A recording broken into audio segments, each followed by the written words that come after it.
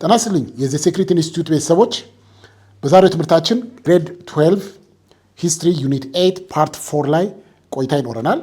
8.4 ምንድነው የሚለው the role of Ethiopia in peacekeeping efforts። እንግዲህ እንደምታስታውሱት ኢትዮጵያ ሰራዊት ከኮሪያ ዘመቻ ጀምሮ የተለያዩ ቦታዎች ሰላም ለማስከበር ተንቀሳቅሷል። በዚህም እጅግ በጣም አኩሪ ድርጊት ፈጸመ። በተለይ ቴሮሪዝም ለመዋጋት ሰላም በማስከበር ረገድ ብዙ አገሮች የሚመርጡት ሰራዊት ነው። በዚህ በጣም ኢትዮጵያ መልካም ስም በዩኤን ሪላያብል ፓርትነር ወይም ደግሞ አስተማማኝ አጋር ተደርጋ የምትቆጠር ሀገር ነች። ብዙ በሄደችበት ቦታ የተለያዩ ሀገሮች የሰላም ማስከበር ኢፈርት ውስጥ ይሳተፋሉ። ነገር ግን የኢትዮጵያ ሰራዊት በጣም ሃይሊ ዲሲፕሊንድ በጣም ሰፖርቲቭ የሆነና ስራውን በአግባቡ ተወጥቶ በመመለስ ረገድ ጥሩ ስም ያለው መከላከያ ሰራዊት ነው። የኢትዮጵያን ፎርስስ ኢን ዩኤን ፒስ ኪፒንግ ሚሽን በተባበሩት መንግስታት የሰላም ማስከበር ሂደት ውስጥ ትልቅ ስም ካላቸው ሀገሮች አንዷ ኢትዮጵያ ነች። በኮሪያ ጦርነት ወቅት አይተናል ምን ያህል አኩሪ ተግባር ፈጽሞ እስከዛሬ ድረስ በኢትዮጵያና በኮሪያ መንግስት መካከል መልካም የሆነ ግንኙነት ባለውለታ አገር እንደሆነ የኮሪያ መንግስት ሁሌ ሪኮግናይዝ የሚያደርገው ነው። ኢትዮጵያ ሃዝ ኤ ሎንግ ሂስትሪ of UN peacekeeping dating back to 1950s። ቅድም እንዳልነው ኢትዮጵያ ዛሬ አይደለም የሰላም ማስከበር ስራ የጀመረችው። የኢትዮጵያ መከላከያ ሰራዊት በተባበሩት መንግስታት የሰላም ማስከበር እንቅስቃሴዎች ውስጥ ተሰማርቶ አኩሪ ገድል መፈጸም የጀመረው ዛሬ ብቻ አይደለም። ዛሬ አይደለም የተጀመረው ከ1950s ነው። ከኮሪያ ዘመቻ ጀምሮ ከ1950 እስከ 1953 የተካሄደው ኮሪያን ዎር ላይ በጣም አኩሪ ገድል ከፈጸመው አንዱ የኛ ሰራዊት ነው። ከኮሪያ ቀጥሎ ከዚህ በፊት ስለ አፍሪካ ሂስትሪ ስናገር ኮንጎ ክራይሲስ ላይ እንዲሁ የዩኤን ሰራዊትን ፒስ ኪፒንግ ፎርስ ሆኖ የሄደው የኢትዮጵያ መከላከያ ሰራዊት ኮንጎ ተካፍላ እርስ በርስ ሲቪል ወር በምትተራመስበት ወቅት ኮንጎ የዘመቱ የኛ ወገኖች የኛ አባቶች ሄደው በአኩሪ ሁኔታ ሚሽናቸውን ፈጽሞ መጥተዋል። ሩዋንዳ፣ ብሩንዲ፣ ላይቤሪያ፣ ሱዳን፣ ሳውት ሱዳን፣ ሶማሊያ እነዚህ ሁሉ የኢትዮጵያ መከላከያ ሰራዊት በተባበሩ መንግስታት በአሚሶም በመሳሰሉት ታቅፎ ሰላም ማስከበር የተሰማራባቸውና በድል አድራጊነት ሁኔታ ሚሽኑን ያጠናቀባቸው ስፍራዎች ናቸው።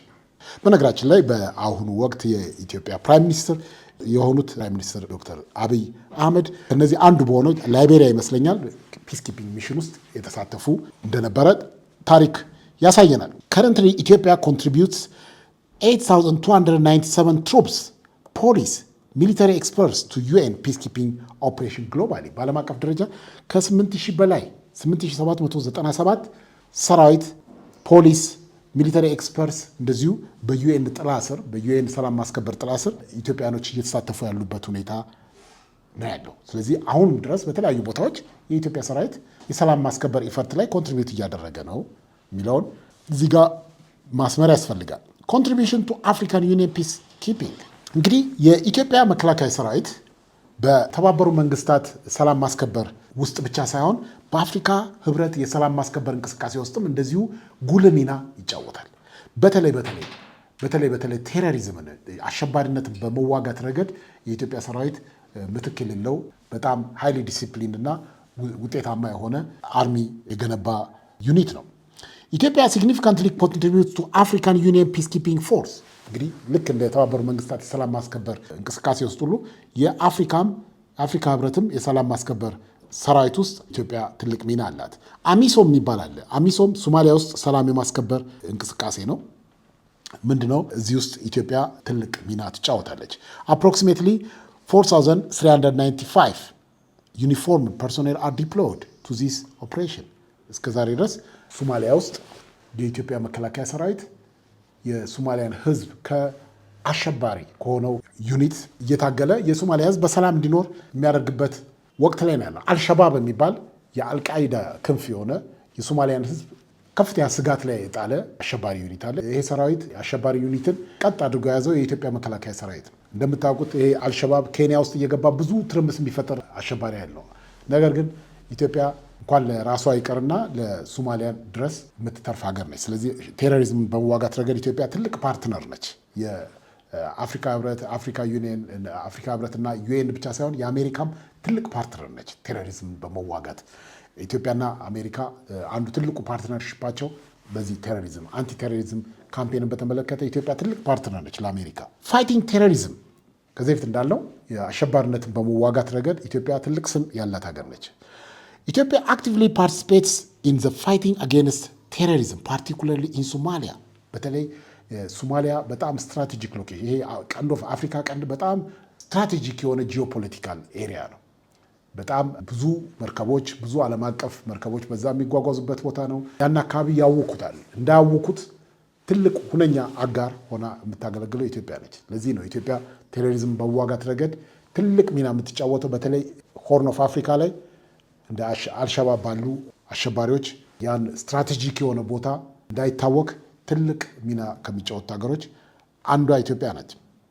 የኢትዮጵያን ገቨርንመንት ኮላቦሬትስ ዊዝ ኢንተርናሽናል ኮሚኒቲ ስፔሻሊ ዘ ዩኤስኤ ቱ ኮምባት ቴሮሪዝም። ቅድም እንዳልነው አሜሪካ ትልቅ ኢንተረስት አላት እዚህ ሆርን ኦፍ አፍሪካ።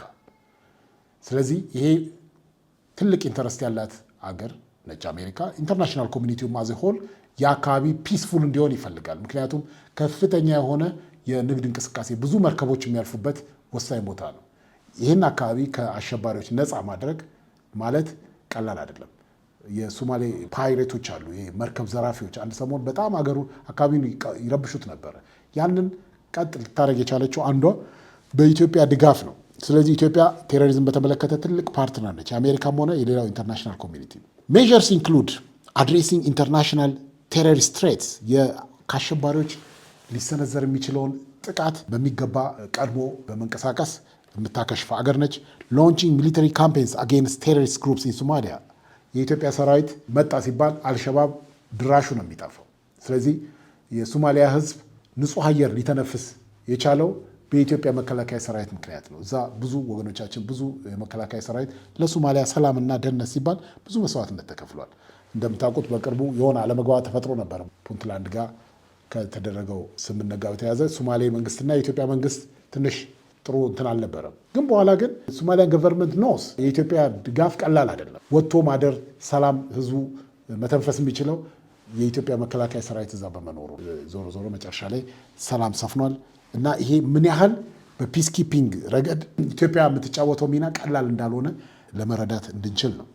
ፒስ ኪፒንግ ኢን ሶማሊያ። ኢትዮጵያ ፒስ ኪፒንግ ሚሽን ኢን ሶማሊያ ኤምስ ቱ ኮምባት ቴሮሪዝም አጌንስት አልሸባብ። ቅድም እንዳልነው በተለይ ዋነኛ አልሸባብን ማዕከል ያደረገ ነው የኢትዮጵያ የሰላም ማስከበር እንቅስቃሴ። ኮላቦሬሽን ዊዝ አፍሪካን ኔሽንስ ኢንተርናሽናል ፓርትነርስ ስትሬንግዝን ሪጂናል ሴኪሪቲ። የአካባቢውን የቀጠናዊ ሰላም በማረጋገጥ ረገድ ከአፍሪካ ህብረት እና ከዓለም አቀፍ አጋሮች ጋር በመተባበር ትልቅ ሚና ይጫወታል የኢትዮጵያ ፒስ ኪፒንግ ሚሽን። ምክንያቱም አካባቢው ሰላም ከሌለው የቀጠናው የዕለት ተዕለት እንቅስቃሴ ይስተጓጎላል።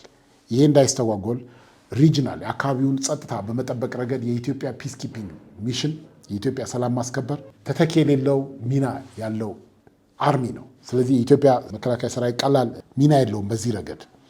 ዘ ሚሽን ሃይላይትስ ኢትዮጵያስ ኮሚትመንት ቱ ሜንቴን ስታቢሊቲ ኢን ዘ ሆርን ኦፍ አፍሪካ።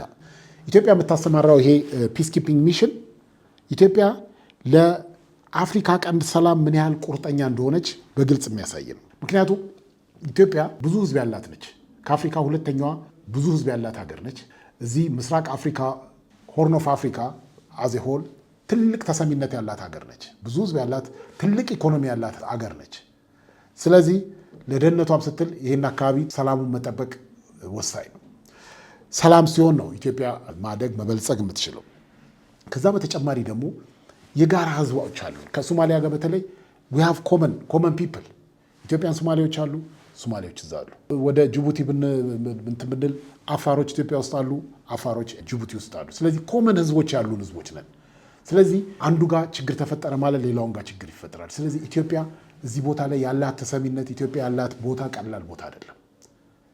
ለዚህ ነው ኢንተርናሽናል ፓርትነርስ እና እነዚህ ሱፐር ፓወርስ ከኢትዮጵያ ጋር አብሮ መስራት የሚፈልጉ። ለዚህ ነው ምክንያቱም ኢትዮጵያ መያዝ ማለት ሆርን ኦፍ አፍሪካን ሰላሙን ማረጋገጥ ማለት ነው።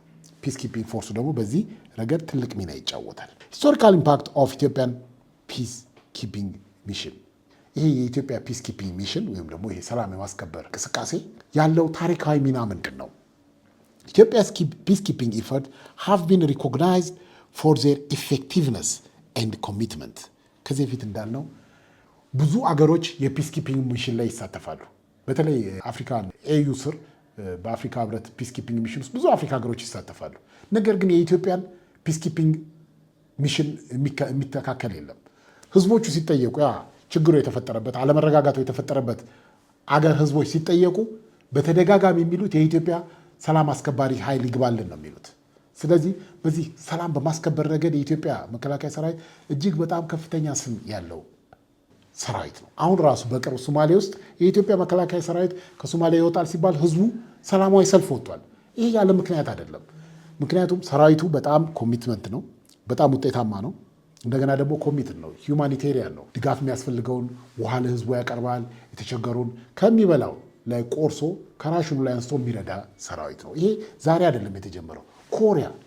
ኮሪያ ጦርነት ላይ የኮሪያ አሁን ዛሬ ትልልቅ ሰዎች ሆነው ያረጁ ሰዎች ያኔ ልጆች ሆነው የኢትዮጵያ ሰራዊት ያኔ ቃኞ ሻለቃ ይባላል ኮሪያ ውስጥ ያደረገውን እስከ ዛሬ ድረስ ያወራሉ። ያኔ ህዝቡ በራብ በሚሰቃይበት ጊዜ ሰራዊቱ ራሽኑን ያካፍል ነበር፣ አብሮ ነበር የሚበላው። ምክንያቱም ይሄ አብሮ የመኖር ዘይቤ የዳበረበት ማህበረሰብ ውስጥ የወጣ ስለሆነ በዚህ ረገድ ትልቅ ውጤታማ ነው እና ኢፌክቲቭነስ እና ኮሚትመንት ትልቁ የኢትዮጵያ ፒስኪፒንግ ፎርስ መገለጫው ነው። ተመራጭም የሚሆነው ለዚህ ነው።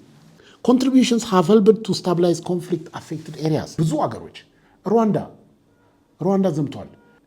ላይቤሪያ እርስ በርስ በነበረው ጦርነት በተከሰተ ከፍተኛ እልቂት ብዙ ይሰቃዩ የነበሩት ህዝቦች የኢትዮጵያ መከላከያ ሰራዊት ሰላም ለማስከበር በሄደባቸው አካባቢዎች ምን አድርገዋል? ስታቢላይዝድ ኮንፍሊክት አፌክትድ ሪጅን። ህዝቡ የተፈጠረው ግጭትን ተቋቁሞ ወደ ሰላማዊ ኑሮ እንዲመለስ ትልቅ ሚና ተጫውቷል። ፕሮቫይድ ሁማኒቴሪያን አሲስታንስ። ዝም ብሎ ፒስ ማስከበር ብቻ አይደለም፣ ሁማኒቴሪያን አሲስታንስ ይሰጣል ሰራዊቱ። ሰብአዊ ድርጊት የተጎዱትን ውሃ፣ ሜዲካል ሰፕላይስ የመሳሰሉትን በማቅረብ ህዝቡን ከእልቂት ይታደጋል እና ይሄ ዘላቂ መፍትሄ፣ ትልቅ ኮንትሪቢሽን፣ ትልቅ ላስቲንግ ኢምፓክት በህዝቡ አእምሮ ውስጥ ሊተው የቻለ ፒስኪፒንግ ፎርስ ነው። ዘ ሌጋሲ ኦፍ ኢትዮጵያን ፒስኪፒንግ ኮንቲኒውስ ቱ ኢንፍሉዌንስ ሪጂናል ሴኩሪቲ ዳይናሚክስ። ይሄ እንግዲህ ዛሬ የተለያዩ ቀጠናዎች ሰላማዊ እንዲሆኑ የኢትዮጵያ ፒስኪፒንግ ፎርስ የተጫወተው ሚና ቀላል አይደለም። ስናጠቃልል ኢትዮጵያ ፕሌድ ክሩሻል ሮል ኢን ኢንተርናሽናል ፒስኪፒንግ ኤንድ ሴኩሪቲ። ኢትዮጵያ ብዙ የሚነገርለት ታሪክ ያለው በዓለም አቀፍ ደረጃ ሰላም የማስከበር እና ጸጥታና ሰላም በማስከበር ረገድ ትልቅ ሚና ያለው አንጸባራቂ ታሪክ ያላት ሀገር ነች። ይህንን ተግባሯን በተባበሩት መንግስታት የሰላም ማስከበር ዘመቻ ውስጥ አስመስክራለች። በአፍሪካ ህብረት የሰላም ማስከበር ሚሽኖች ውስጥ እንደዚሁ ተግባራዊ አድርጋለች። ሪፍሌክትስ ኮሚትመንት ቱ ግሎባል ፒስ ኤንድ ስታቢሊቲ። ይሄ የሚያሳየው ኢትዮጵያ ለዓለም አቀፍ ሰላምና መረጋጋት ምን ያህል ቁርጠኛ እንደሆነች፣ እነዚህ የሚቀርቡላትን ጥያቄዎች በሙሉ በጸጋ ተቀብላ የበኩሏን ኮንትሪቢዩት የምታደርግ ሰላም ወዳድ የሆነች አገር መሆኗን ያመለክታል። ኦንጎይንግ ኢፈርትስ አጌንስት ቴሮሪዝም ኤንድ ኢንቮልቭመንት ኢን ፒስኪፒንግ ሚሽን አንደርስኮርስ ኢትዮጵያ ስትራቴጂክ ኢምፖርታንስ ኢን ዘ ሪጅን። እንግዲህ አሸባሪ እንቅስቃሴዎችን በመመከት ረገድ ኢትዮጵያ ያላት ሚና፣ በተለይ በአፍሪካ ቀንድ አካባቢ የምትጫወተው ሚና ኢትዮጵያ በቀጠናው ስትራቴጂክ ኢምፖርታንስ ከፍተኛ ስትራቴጂካዊ ኢምፖርታንስ ያላት ፓርትነር እንደሆነች፣ ያለ ኢትዮጵያ አጋርነት ይህንን አካባቢ ቀጠናውን የአፍሪካ ቀንድ ቀጠናን ብሎም ምስራቅ አፍሪካን ሰላማዊና የተረጋጋ ለማድረግ ኢትዮጵያ ወሳኝ ሚና እንዳላት የሚያስመሰክር ነው። ሪኮግናይዝድ የሆነ ነው። በአፍሪካ ህብረትም ሆነ በተባበሩ መንግስታት እውቅና የተሰጠው ተግባር ነው። ይሄ ዊ ሃቭ ቱ ፕራውድ እንደ ኢትዮጵያዊ ልንኮራበት የሚገባ የአባቶቻችን እና የወንድሞቻችን ገድል ነው። እስከዛሬም ትላንትም የነበረ ዛሬም ያለ ወደፊትም የሚቀጥል ተግባር ነው። ቀጥሎ የምንመለከተው የዚህን ዩኒት ሰመሪ ይሆናል። እንግዲህ ይሄ ዩኒት ፖስት 1991 ዲቨሎፕመንትስ ኢን ኢትዮጵያ ምን ሁኔታዎችን እንደዳሰሰ አይተናል። መጀመሪያ የተመለከትነው እንግዲህ የደርግ ስርዓት ከተገረሰሰ በኋላ የተመሰረተው የትራንዚሽናል ገቨርንመንት ኦፍ ኢትዮጵያ የኢትዮጵያ የሽግግር መንግስት የተመሰረተበት ነው። ይህ ሽግግር መንግስት ከ1991 እስከ 1995 ቆይቷል። 1991 ኮንቬንሽን ነው፣ ጉባኤው ተካሄደ። ጉባኤው ቻርተር አጸደቀ። በዛ ቻርተር መሰረት አገሪቱ ውስጥ ተተዳደር ቆየች። 1995 ላይ አቆመ። 1995 ያቆመው ኮንስቲቱሽኑ ኢንዶርስድ ሆኖ ሲጸድቅ ነው። ስለዚህ ከ1991 እስከ 1995 ኢትዮጵያ የተዳደረችው በቲጂ ወይም ደግሞ ትራንዚሽናል ገቨርንመንት ኦፍ ኢትዮጵያ በሚባለው የሽግግር መንግስት ነው። ስታብሊሽመንት ኦፍ ዘ ኮንስቲቱሽን ቀጥሎ እንግዲህ ትራንዚሽናል ገቨርንመንቱ ይህን ያህል ጊዜ ቆየ። ምን አደረገ? ትልቁ የተደረገው በዚህ በትራንዚሽናል ገቨርንመንት ውስጥ የተደረገው አበይቱ ነገር ኮንስቲቱሽን የማርቀቅና የማጸደቅ ስራ ነው። በእነዛ ዓመታቶች ውስጥ የተደረገው እዚህ ጋር በፊት ላነሳነው ነገር ምንድን ነው? አንዱ አሁን ህገ መንግስቱ ይሻሻል የሚል ኢሹ ከሚያነሱት ወገኖች አንዱ ይሄ ህገ መንግስት በወቅቱ ተረቀቀ፣ ውይይት ተደረገ፣ ጸደቀ፣ ተግባራዊ ሆነ ተባለ። ነገር ግን አሁን የሚነሳው ምንድን ነው? እዚህ ውይይት ላይ ያልተሳተፈ የህብረተሰብ ክፍል አለ፣ ሪፕሬዘንት አልተደረግንም። ስለዚህ እኛ ያልተወከልንበት እኛ ያልተሳተፍንበት ህገ መንግስት ነው በወቅቱ የጸደቀው። ስለዚህ የእኛ ሴይንግ የሌለበት ህገ መንግስት ስለሆነ ይሄ ህገ መንግስት መሻሻል አለበት የሚል ስትሮንግ አቋም ያለው ህብረተሰብ ክፍል አለ። ይሄ ህገ መንግስት ደግሞ ችግር የለውም መቀጠል አለበት ኤንሶን የሚል አለ። ስለዚህ ይሄ ነው አንዱ። ይሄ በተለይ ድራፍት ተደረገ ውይይት ተደረገበት የሚለው አንደር ኮሽን ማርክ ነው። ውይይት ተደረገበት ምክንያቱም አልተጋበዝንም አልተወያየንም የሚል የህብረተሰብ ክፍል ስላለ። ስለዚህ ዞሮ ዞሮ ይሄ የተከናወነው ትልቁ ስራ በትራንዚሽናል ገቨርንመንት ህገ መንግስት የማርቀቅና የማጸደቅ ነው። ሌላው ፐብሊክ ዲስከሽን ነው። The draft constitution was presented for public discussion and received final endorsement። እዚህ ጋር ነው እንግዲህ ኩዌሽን የሚነሳው። ፐብሊክ ዲስከሽኑ ላይ ሪፕሬዘንት አልተደረግንም የሚል የህብረተሰብ ክፍል አለ። በተለይ የአማራውን ህብረተሰብ ፕሬዘንት የሚያደርጉ የፖለቲካ ፓርቲዎች የሚያነሱት ኢሹ ዚስ ግሩፕ ዋዝ ኖት ሪፕሬዘንትድ ኢን ዘ ዲስከሽን፣ በአግባቡ ዲስከስ አልተደረገበትም፣ ስለዚህ ሴይንጉ እዛ ላይ የለም ኤንሶን የሚል ኢሹ ያነሳሉ። ሌሎችም እንደዚሁ የተለያየ ኢሹዎች ያነሳሉ እና ዲስከሽን የሚለው ላይ አንዳንድ ጥያቄዎች ይነሳሉ። አሁን ለዚህ ነው አንዱ ኮንስቲቱሽኑ ኢምፕሩቭ እንዲደረግ ከሚነሱት ጥያቄዎች አንዱ ከዚህ ጋር የተያያዙ ኢሹዎች ናቸው። ሌሎችም አሉ ኦፍኮርስ እና ሪሲቭድ ፋይናል ኢንዶርስመንት። ከዛ ኢምፕሊሜንቴሽን ነው። ዘ ኮንስቲቱሽን ቢካም ፋንክሽናል ከኦገስት 1995 ጀምሮ እንግዲህ ህገ መንግስቱ ኢንዶርስ ሆኖ ጸድቆ ተግባራዊ መሆን ጀመረ። ኪ ፊቸሮቹ ምንድናቸው? ፌዴራል ስቴት ስትራክቸር መስርቷል። እንግዲህ ፌዴራል ሲስተም ኦፍ ገቨርንመንት የምንለው የመንግስት ስልጣንና ኃላፊነት በሁለት የሚከፈልበት ነው። ሁለት አይነት መንግስት አለ። የፌዴራል መንግስት አለ፣ የክልል መንግስታት አለ። የክልል መንግስታት የስራ ድርሻዎች አሉ፣ የፌዴራል መንግስታት የስራ ድርሻዎች አሉ።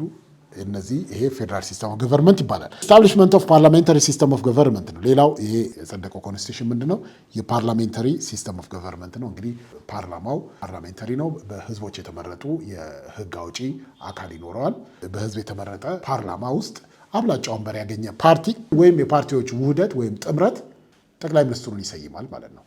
ጠቅላይ ሚኒስትሩ ተጠሪነቱ ለዚህ ለፓርላማው ይሆናል ማለት ነው። ስለዚህ ይሄ እንደዚህ አይነት ሲስተም ኦፍ ገቨርንመንት ምን ይባላል? ፓርላሜንታሪ ወይም ፓርላሜንታዊ ስርዓት ይባላል እና የኛ መንግስት አወቃቀሩ ፓርላሜንታሪያን ነው። ኢንፍራስትራክቸራል ዲቨሎፕመንት በተመለከተ እንዳየነው ብዙ የመሰረተ ልማት ግንባታዎች ተደርገዋል። ኢፒአርዲኤፍ ፕራዮሪታይዝ ምን አድርጓል? ከ1991 በኋላ ብዙ ስራዎች ሰርተዋል። በተለይ ኢንፍራስትራክቸራል ዲቨሎፕመንት ላይ ብዙ ስራዎች እንደሰሩ አይተናል። ሮድ ተሰርተዋል፣ ኤሌክትሪፊኬሽን፣ ትምህርት ቤቶች፣ ብዙ ስራዎች ተሰርተዋል። ለዚህ ደግሞ አስተዋጽኦ ያደረገው አንጻራዊ ፒስ በመኖሩ ነው ብለናል። በፊቱ ስርዓት ጋር ከደርግ ወይም ደግሞ ከወታደራዊ መንግስት ጋር ስናነጻጽረው አንጻራዊ ሰላም ስለነበረ ብዙ የልማት ስራዎች ለመስራት ተችሏል። በጀት አሎኬሽን ምን ይመስል ነበረ? ሲንስ ሚድ 1990 በኋላ ሮድ ኢንፍራስትራክቸር ለሮድ ብዙ ገንዘብ ኢንቨስት ተደርጓል። ኤጁኬሽን ላይ ብዙ አቴንሽን፣ በተለይ ትምህርት ቤት ማስፋፋት ላይ ብዙ ስራ ተሰርተዋል። ሪሲቭድ ሃይስት ሼር ኢን ዘ ገቨርንመንት በጀት። እንግዲህ ከዚህ በፊት ስለ ኃይለሥላሴ ስርዓት ስንናገር ብዙውን በጀት ይወስድ የነበረው የሴኪሪቲ አፓራተስ ሚሊተሪው ምናምን እንደሆነ አይተናል። በዚህ በኢህአዴግ ጊዜ ሮድ ኢንፍራስትራክቸርና ይሄ ትምህርት ቤት የማስፋፋት ሃይስት ሼር ትልቁን ሼር ይወስድ የነበረው የመንግስትን በጀት ይሄ ነበረ። ከዚህ የምንረዳው የልማት ስራዎች ላይ ብዙ ኢንቨስት ይደረግ እንደነበረ ነው። ቀጥሎ ስለ ናይል ዋተር ፕሮጀክት ስናገር ኢፒአርዲኤፍ ገቨርንመንት ሜድ ሲግኒፊካንት ኢፈርት ናይል ዋተር ሪሶርስ። እንግዲህ እዚህ ጋር ትልቅ ሪኮግኒሽን መስጠት ያለብን ከተከናወኑ በዛ ለዘመናት የነበረውን አባይ ወንዝ አጠቃቀም ላይ የነበረውን ቁጭት የተሰበረው በዚህ ጊዜ ነው። አትሊስት የመሰረት ድንጋዩና እሱን ከሱ ቀድሞ የነበረውን ዝግጅቶች ተደርጎ ስራው የተጀመረው በዚህ ወቅት በመሆኑ ትልቅ ሪኮግኒሽን ልንሰጠው ይገባል። ቀጥሎ ኢትዮጵያ ሬኔሳንስ ዳም ገርድ የምንለው ወይም ደግሞ የኢትዮጵያ ታላቁ ህዳሴ ግድብ ነው።